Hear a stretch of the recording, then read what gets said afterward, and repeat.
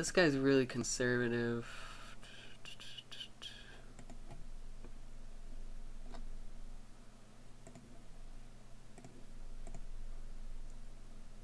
People just don't fold enough. People just don't fold, things like nines on an ace high board enough in this on this stakes to bet, because I think, okay, so the really conservative guy has he's got something here. He's got an ace. Raise up queens.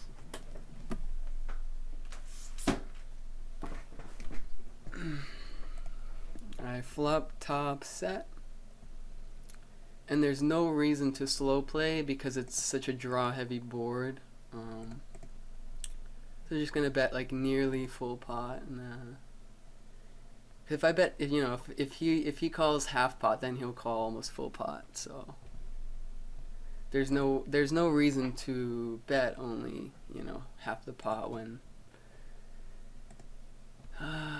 here it can raise. This guy's pretty conservative.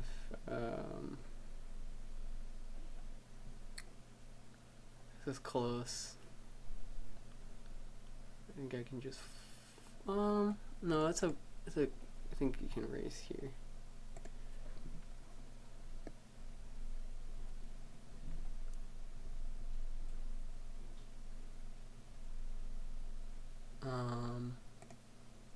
Okay, raise king jack suited, and he just bets out. I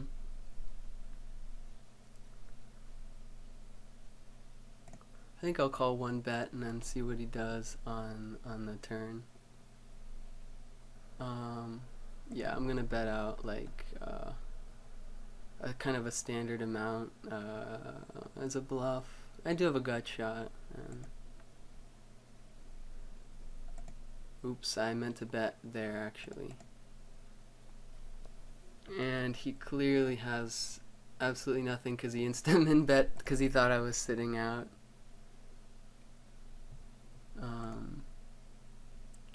I'm definitely just I'm definitely going all the way with this hand, even with just a gut shot, because I think the insta min bet after I timed out is like screaming that he's really weak. So so I hit the nuts on the river here. I'm gonna bet, kind of standard here.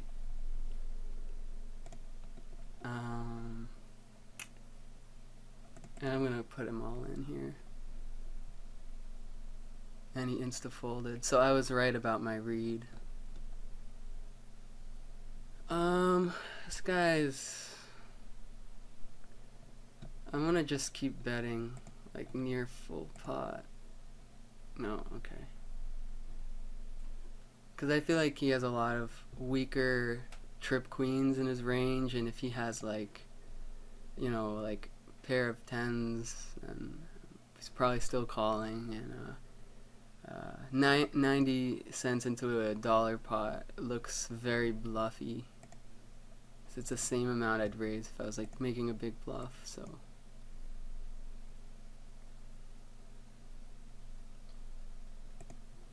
and we're moving along, playing conservative. Playing conservative. I'm trying to see if I can. Here we go. Ace 10 suited.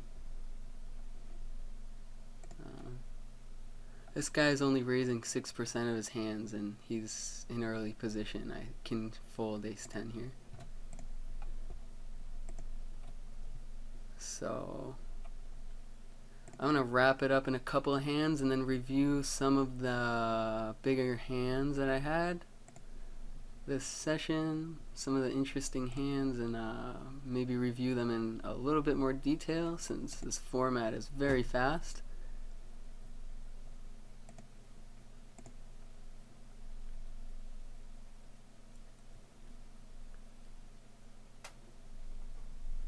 And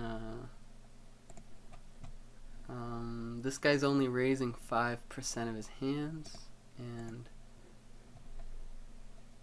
He's not aggressive, so he either has like ace king or he has like a pair, that's around the same kind of pair I have, possibly a big pair. So there's no reason to raise, because if he does have ace king, I can still win if he, gives up. And if he has a bigger pair, then he's gonna re-raise me, so I can't really raise there. So he bets pretty strong, and he hasn't bet many flops so far, so I think I can fold this one.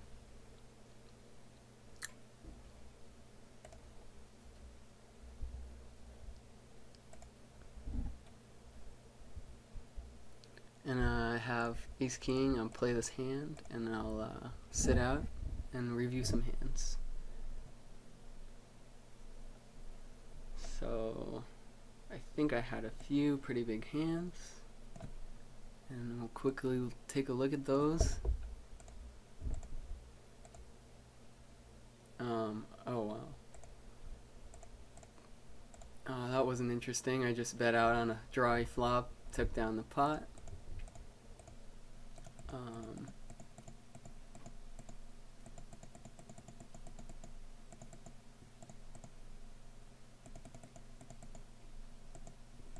No. Okay, let's look here. Where was that hand? Oh, there it was. So this is a very interesting hand. I think it's definitely worth taking a look at. So let's go to the beginning. King Jack suited, middle position, kind of a loose raise in a full ring game, but decent raise. I think it's a pretty break-even play, raising King Jack suited in this spot. In a game with higher stakes, 50 no limit, even 25 no limit, this is a very, very, very obvious raising spot, because people don't like to play out of position in higher limits. People will actually call you with worse than King Jack suited, so you're raising for value. Here it's a bunch of passive type players or a bunch of passive loose players. So even when you do flop, top pair with a king, somebody could be like scared for their life with ace king, just like not re-raising you pre-flop. So you never really know where you are in this type of limit, this small. So I get called in the big blind. I'm in position. I have a gut shot and a backdoor flush draw to the nuts. Let's see. So he checks. I actually time out here. So let me play this in real time. So I time out by accident, and he insta min bets. And when he insta min bets, it tells me, oh, he thinks I timed out. He wants to take this pot down really quick, because if I'm sitting out, then a min bet instantly makes me fold. So I put in a small raise, thinking, okay, he's probably just gonna fold, because if he was taking a small stab with completely nothing, and he sees that maybe he'll think, oh, maybe he didn't time out, maybe he checked and he was thinking for a while whether or not to bet. So I make a small raise and he re-raises. So now this is sort of a leveling war, because I know that he knows that I know he min bet on purpose.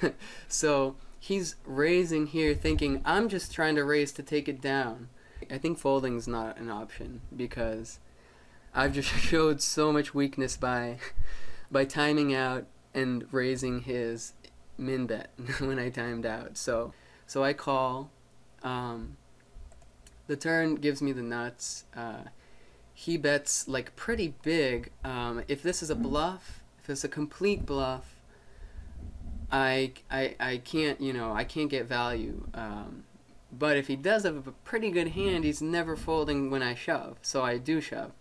Some people would, a lot of players, actually most players in this spot would min raise back, but that's a huge mistake because if he has a hand like a weak ace, a queen, if he has 9-10 or queen 10, queen 9, all of these hands they might just call, just flat min raise, but if I go all in, he's never folding anyway, so why not just go all in? So I did, and he folded, he had nothing, I take it down.